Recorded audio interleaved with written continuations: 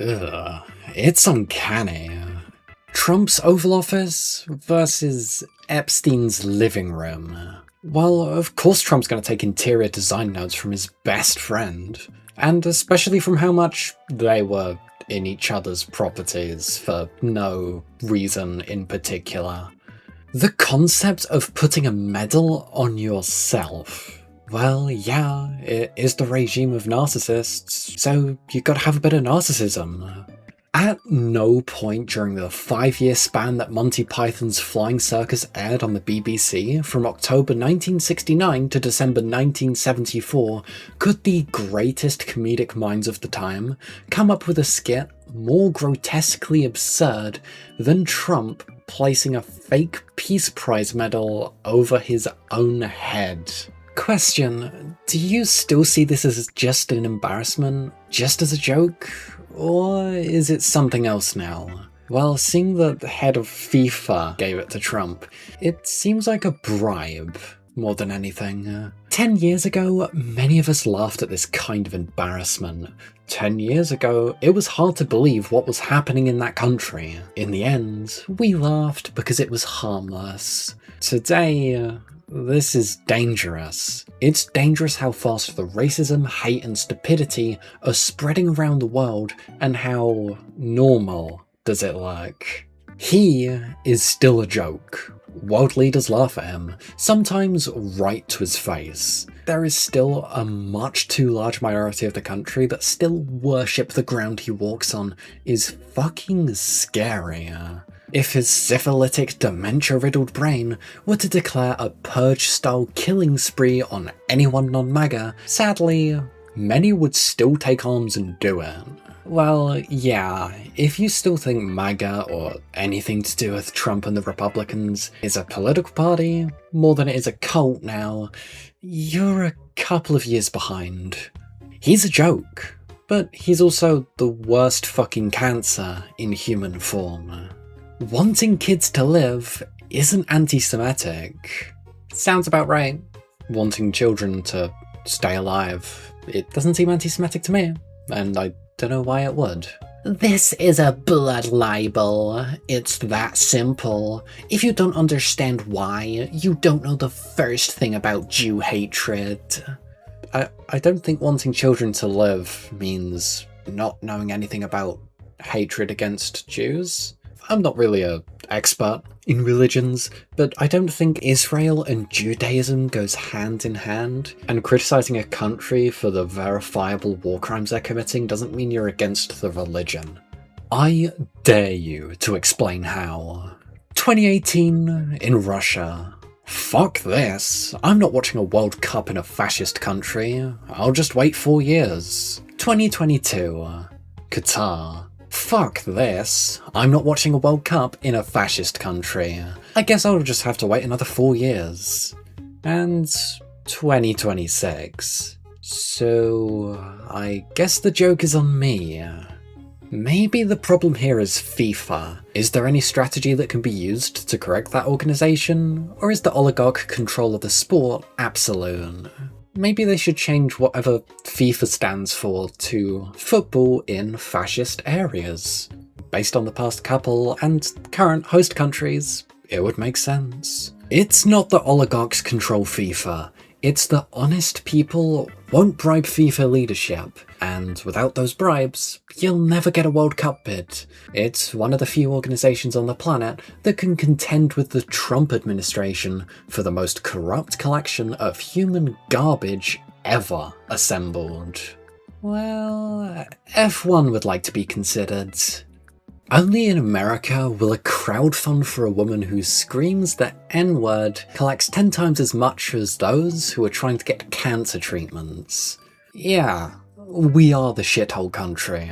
Yes, giving a racist woman who was screaming the N-word to some toddlers, like, what was it? It was either hundreds of thousands or like a million? I really hope it's not a million, but I really wouldn't be surprised. She gets this money, and the people who give it to her think that they're the good guys. Yeah, nobody. Only in America are people crowdfunding a part of a medical treatment payment. The numbers I hear about how many US bankruptcies are due to medical debt are fairly consistent between the 55% and 75% line. People could argue those numbers when data is murky, but the bottom line is a lot. Whether it's 55% or 75%, 55% and 75% too many. The US is the largest economy on the planet and the apparent leader of the free world, and people are losing everything and getting into insane amounts of debt for what would be considered everywhere else a basic necessity that's either very cheap or free. The only way I could frame that to Americans is imagining, I don't know, 50% of people that go broke in Europe are because they have a child that goes to elementary school? I mean, really. If we had to pitch the idea of public schools and busing today, the GOP would freak out about it. Hey chat, if you guys want to see more of this gay guy reading stuff and enjoy the content, you should totally like, subscribe and share, and also press that weird hype button. It does something apparently. Anyways, thanks for watching, and back to the video. The girl who received a 0 on her college essay for citing the Bible instead of empirical evidence receives recognition from right-wing Oklahoma lawmakers. A new Riley Gaines is born. Right. The question that she had to answer, and I read her answer. I've been a high school English teacher for 30 plus years. She never answered the question, religious beliefs or not. I would have given her an F as well. This whole thing smells bad to me, like it was planned. Republicans and planning bullshit for political points? Yeah, it's happened before. Yeah. Her mum is a January 6th lawyer. There it is. Performative, fake victimhood, the centerpiece of conservative hate. Trump worked hard to conceal the back of his right hand today, but Chip Summer-DeVilla of Getty got a good shot of it. Definitely nothing wrong with him. You know, those MRIs, and that obviously fake physical. Yeah, nothing wrong with him though. Mr. President, why is there a massive bandage on the back of your hand? From literally no one in the press. I mean, to be fair, if someone did ask that, odds are, coincidentally the next day, for insert bullshit reason, was suddenly barred from being allowed in the White House. How funny that all of the right-wing media sycophants would count the seconds that Joe Biden closed his eyes, but when the orange piece of shit falls asleep for 3/4 of the fake cabinet meeting, they claim it's because he's working so hard. Well, he is the healthiest person on the planet. Even the doctors say, wow, I've never seen someone look so healthy. He's even healthier than Kim Jong-un. He even plays better golf. And he's never lost at checkers. So, of course, it has to be because he's working so hard. That bandage was placed on his hands for preventative reasons. Anyone who says otherwise is garbage and wants to destroy our great nation. MAGA will all start wearing band-aids on the backs of their hands like they did the pads on the ear.